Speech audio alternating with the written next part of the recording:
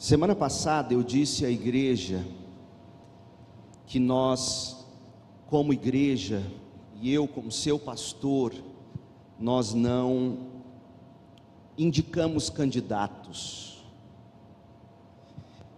E alguém fez um pequeno recorte desse vídeo e ele viralizou. Eu recebi ligações, mensagens de diversas pessoas, inclusive candidatos fora de nossa igreja. E eu fiz isso, essa minha fala, ela foi uma fala para a igreja, não é? Graças a Deus, nenhuma crítica, muito pelo contrário, apenas de forma construtiva. Portanto, se o que nós fazemos aqui para a nossa igreja abençoa outras pessoas, que assim seja.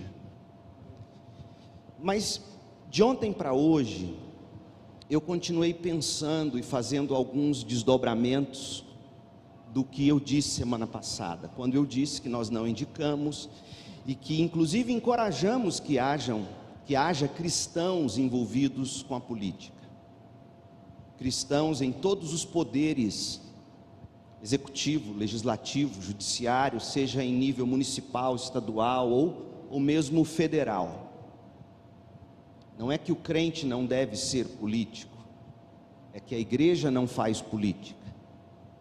Foi isso que nós dissemos, e hoje eu quero fazer alguns complementos, bem rapidamente. Quero falar sobre o pastor, o púlpito e a política, porque na medida em que se aproxima o dia das eleições municipais para o próximo pleito, que vai de 2021 a 2024, dezembro de 2024, eu creio, meu povo, se faz necessário apelar ao povo de Deus, especialmente aos pastores e líderes de igrejas. E o apelo que eu faço é: não pressione a organização religiosa chamada igreja, ou mesmo seus pastores para o ativismo político. Não pressione a igreja nesse sentido. Não pressione o pastor, não pressione os líderes, e pastores, não se sintam pressionados a essa política. Então, o que fazer? De que maneira se engajar? Pastores e igrejas, organizacionalmente falando, devem se alienar dos acontecimentos políticos? Absolutamente não. Mas veja, se a igreja local, conforme historicamente se define uma igreja, se a igreja local agir e praticar o que de fato compete à igreja, nenhuma outra instituição, nenhuma outra organização, nem mesmo qualquer partido político, será mais política ou político do que a igreja. Repito, se a igreja se propuser a fazer o que ela é chamada para fazer, não haverá organização que será mais política do que a igreja. Como assim, pastor?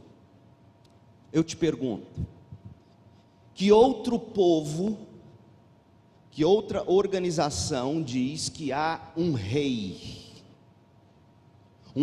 que é sobre tudo e que é sobre todos, Jesus Cristo, e que tudo e todas as coisas se submetem a Ele?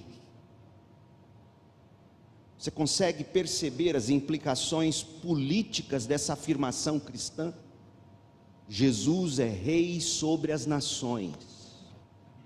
Agora, se a igreja e se os candidatos não devem fazer politicagem no púlpito, ou mesmo valendo-se do título de pastor para indicar algum candidato, dizendo coisas do tipo: esse eu apoio, esse eu conheço, nesse eu confio. Se não se recomenda isso à igreja e a pastores, de que maneira a igreja, enquanto organização religiosa local, de que maneira o pastor deve fazer política? Preste atenção no que historicamente as igrejas protestantes dizem ser uma igreja. E eu vou me valer aqui de um documento que foi publicado em 1561, a Confissão Belga, que serviu como documento para que as igrejas protestantes reformadas se unissem, mantivessem alguma unidade. E esse documento serviu de padrão para diversos outros, inclusive a nossa declaração doutrinária da Convenção Batista Brasileira se vale de muito deste documento que é a Confissão Belga. E olha quais são as marcas de uma igreja, e considere o quanto essas marcas, uma vez praticadas, causariam impactos profundos na sociedade, politicamente falando. Abre aspas. As marcas para conhecer a verdadeira igreja são estas: ela mantém a pura pregação do Evangelho, a pura administração das ordenanças ou sacramentos, batismo e ceia, como Cristo os instituiu, e o exercício da disciplina eclesiástica para corrigir os pecados. Em resumo, a igreja se orienta segundo a pura palavra de Deus, rejeitando todo o contrário a esta palavra e reconhecendo Jesus Cristo como único cabeça. Assim, com certeza, se pode conhecer a verdadeira igreja, e a ninguém convém separar-se dessa igreja. Fecha aspas. Isso aqui é muita coisa, gente. É muito o que fazer. E se mais igrejas brasileiras lidassem de fato bem com essas três áreas, ou seja, a pregação, as ordenanças e a disciplina eclesiástica, se as igrejas levassem a sério essas coisas, nós não teríamos muitos e muitos dos problemas sociais que hoje nós temos.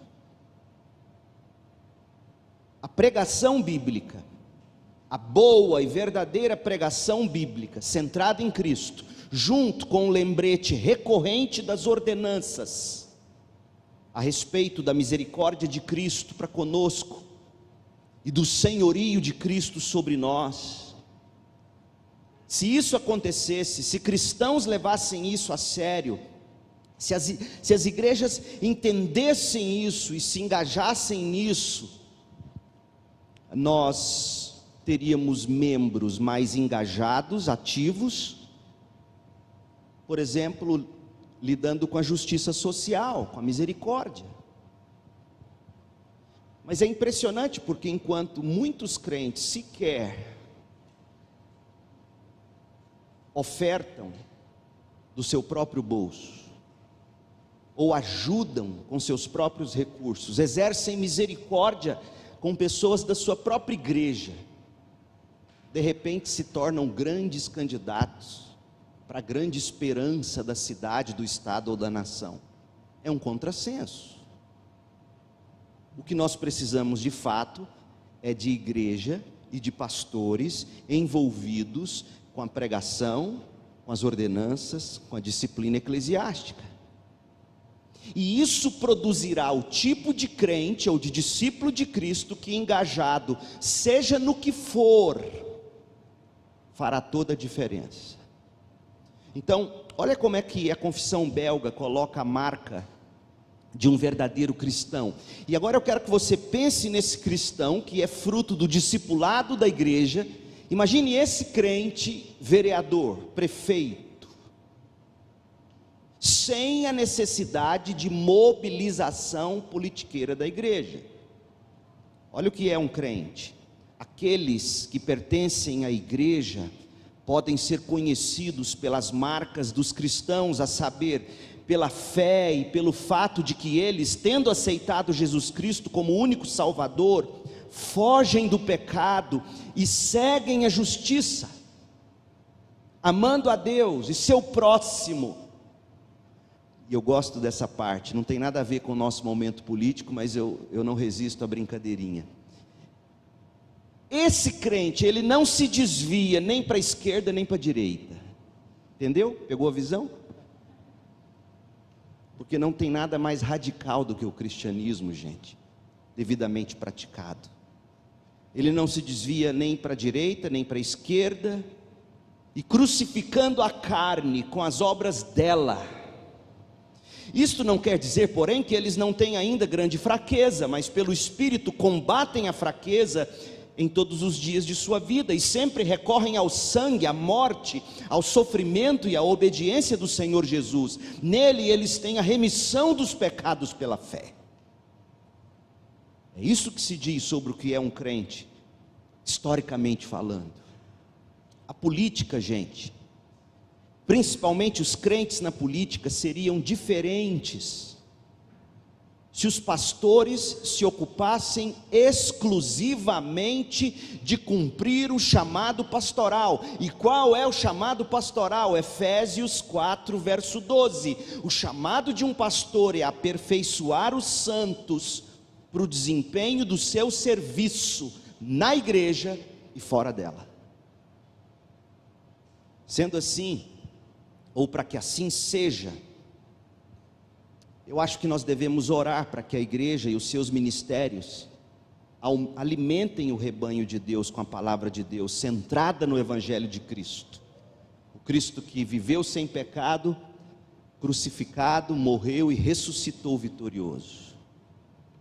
Portanto, crentes, não espere de seus pastores que eles mobilizem vocês em apoio a candidatos, políticos, ou mesmo iniciativas legislativas, mas que os seus pastores os apontem continuamente para Deus, para a palavra de Deus e para as Escrituras. Esse é o chamado pastoral.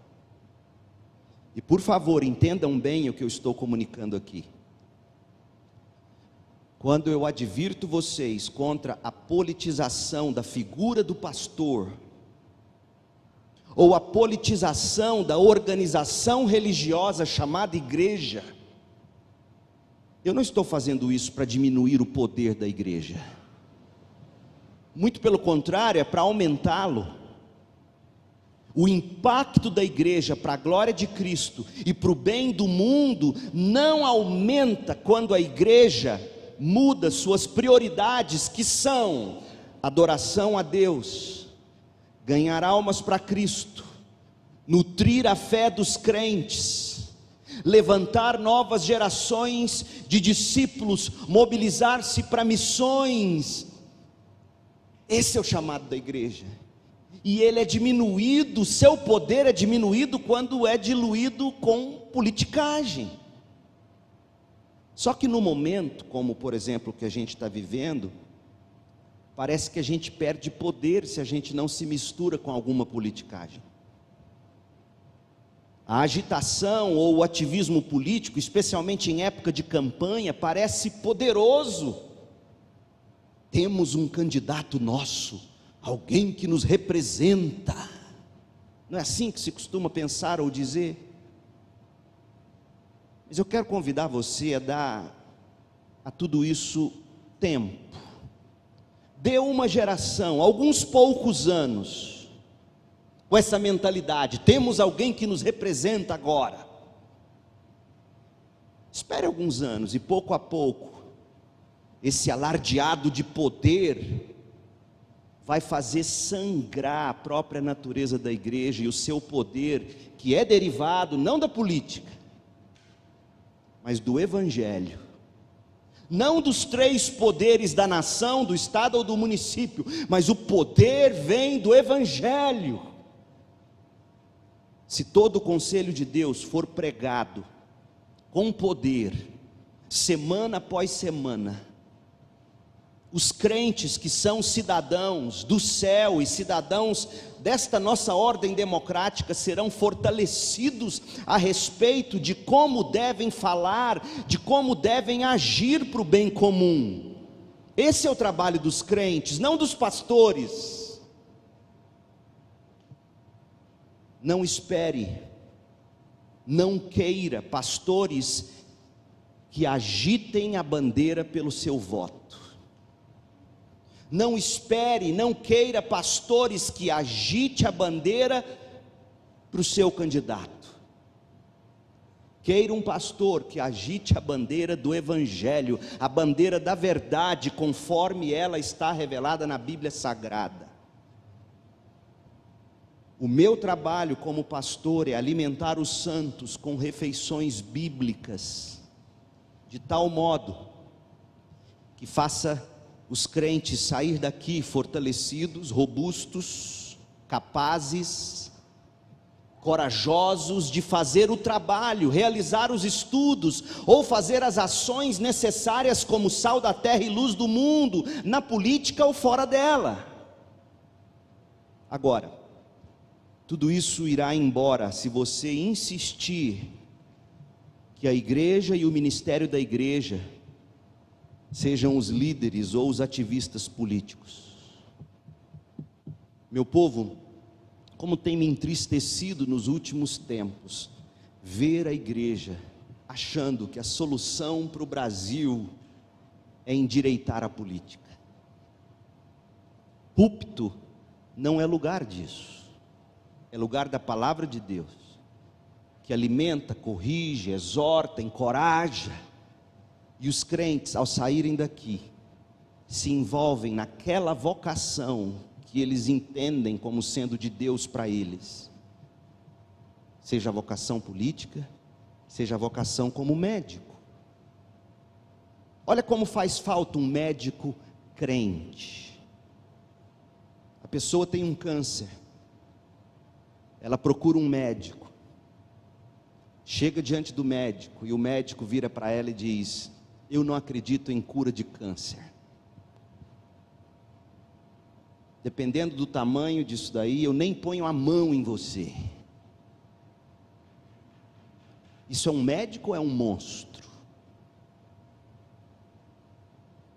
Mas o que mais falta hoje em dia são profissionais, homens e mulheres, vocacionados, que uma vez alimentados na comunhão da sua igreja, discipulados, fazendo discípulos, saem para o dia a dia com o devido espírito vocacional.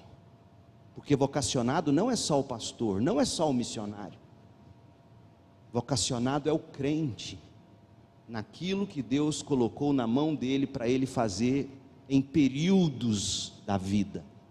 Hoje minha vocação é ser pastor.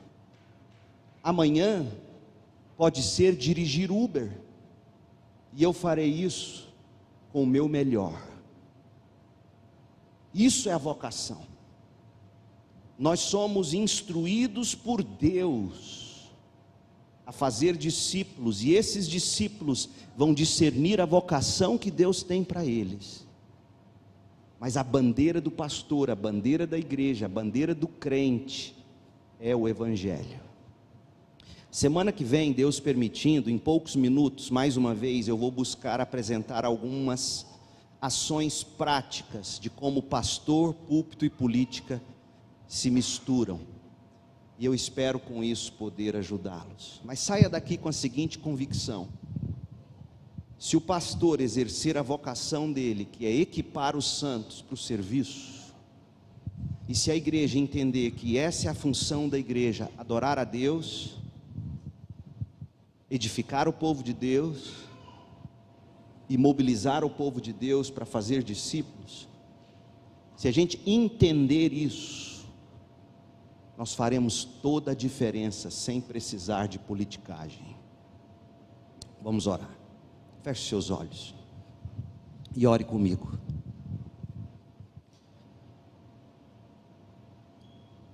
Pai, em nome de Jesus, tempos tenebrosos são os nossos, e eu quero pedir graça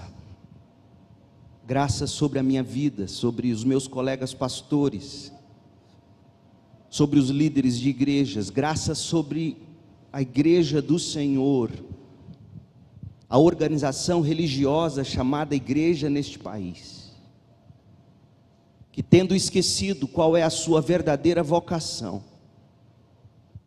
tem visto sangrar o seu poder. Ó Deus, devolva-nos a consciência de que o nosso poder está no Evangelho.